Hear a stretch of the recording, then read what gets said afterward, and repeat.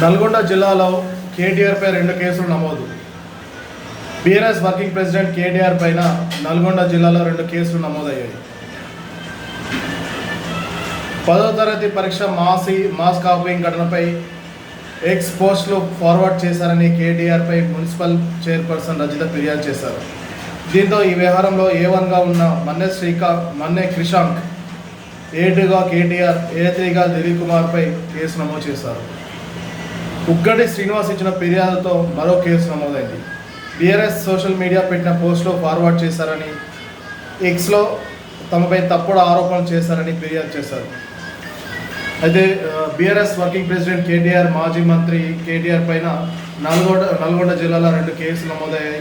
ఈ 2 కేసులు కూడా సోషల్ మీడియాలో మెసేజ్ను ఫార్వర్డ్ చేస్తుండగాను ఒకరు నల్గొండ మున్సిపల్ చైర్పర్సన్ రజిత ఫిర్యాదు చేయగా, మరొకరు ఉగ్గడి శ్రీనివాస్ అనే వ్యక్తి